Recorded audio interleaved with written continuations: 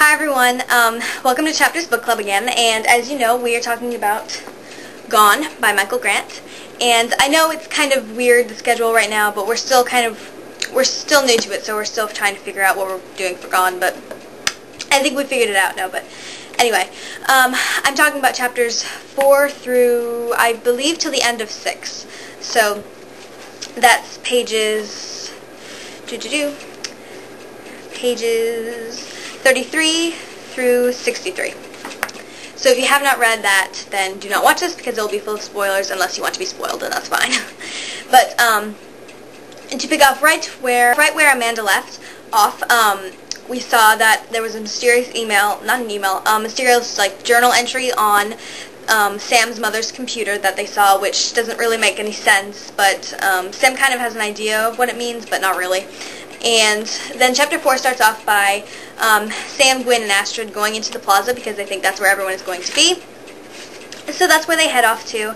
And when they get there, they see that there is a burning building, and then someone realizes there is someone in the building, and then Sam just completely takes charge. I really, really like this about Sam, that he really seems to be really the man for a problem. He's there when there's a catastrophe about to happen, and he really takes charge and he really knows what to do, and then he just tells everybody what they need to do, and then he goes into the burning building and saves the little girl. And then the huge incident that happens was that the girl made the fire with the power that she has in her hand, which Sam discovers, and he obviously figures out that he finds out that it's not just him that has this kind of mysterious power with his hands, and he can make stuff happen. And by the end of the chapter, we see that it's not comforting. Somehow that realization was not comforting. And, yeah, I thought that part was really cool. Interesting to see the little girl who was able to set the building on fire. I thought it was really interesting and cool. And then chapter 5 comes, and everyone's just kind of hanging out at the plaza, not really doing anything, trying to figure out what it is they're supposed to be doing. Basically at this point, Gwen keeps saying that it was God that made all the people over 15 and over disappear, and Sam doesn't think so. He thinks it's because something really strange is going on because of his power, and he doesn't think it's God or anything like that. So at this point, basically, Astrid comes over to Sam and Gwen and tells them that she can't find her little brother, who is autistic, little Pete, and she asks them if they would help her find him. And she thinks that he's up on the cliff top, which is, I believe it's kind of a resort type thing, because it's where, I can't remember, I think it's where her mom worked or something. And then, by the end of that chapter, which is chapter 5, I believe, I forgot what I was going to say. By the end of that chapter, Howard and Orc kind of corner the three of them, and it's foreshadowing, I think. It's foreshadowing as to what's going to happen as far as who's going to try to take control over everything and become kind of a dictator type thing. In my opinion, it kind of seems like foreshadowing, which is really good foreshadowing as well, so I liked it. And then chapter 6 comes, and Gwen points out that the waves, or something about the water, I really don't know how to talk about water or anything like the waves or tides. Even if I live in Florida, I don't surf. I have no idea how to tell with tides or anything like that. But he points out that it seems a little off, which I also think is going to be foreshadowing for stuff to come into the later book. So yeah, these are just my random musings.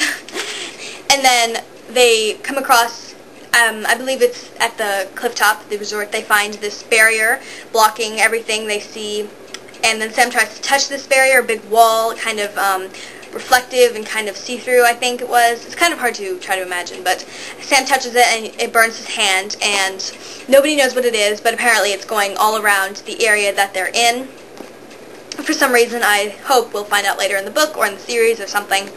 And then also, in this chapter, that's really all we see is the kind of barrier thing. And then a little bit more into the chapter, we see Albert try kind of commandeer the McDonald's and open it up again and try to run it, which I really liked because it was like someone trying to maintain a sense of normalcy, and another person stepping up like Sam to try to control everything, not take over, but just kind of keep as much normalcy as is possible in a situation like this one.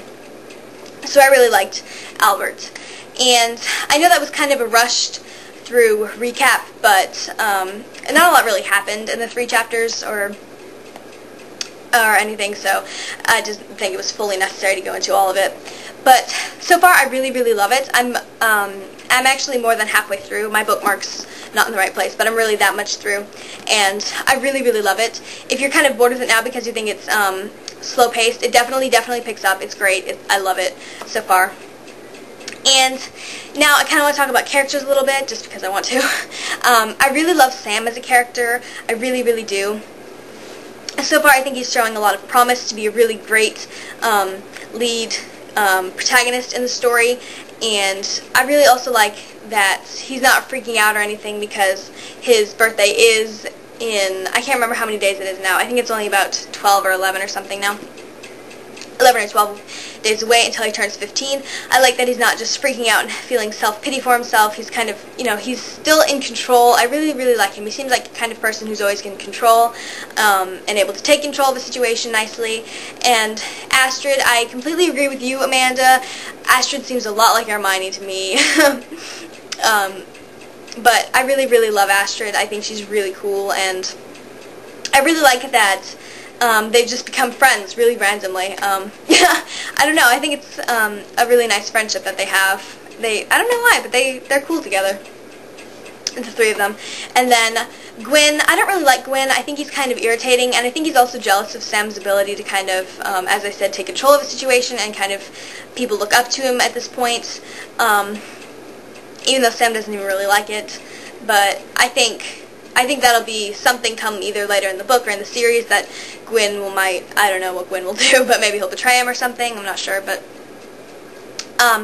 I definitely love the writing, and I love the setting. I definitely feel like I'm in the setting so far. I really feel like I'm in the place and really feel the emotions of everybody, so I really, really love the writing, I love the setting, I love the plot, I love the characters. I really, really I love it so far. So, those are my thoughts of Gone so far, and let me know what you guys think. And I know this video is kind of rushed, but I'm really, really in a hurry today, so I had to just try to get it done. And yeah, so thank you guys for watching, and I'll hopefully talk to you guys soon.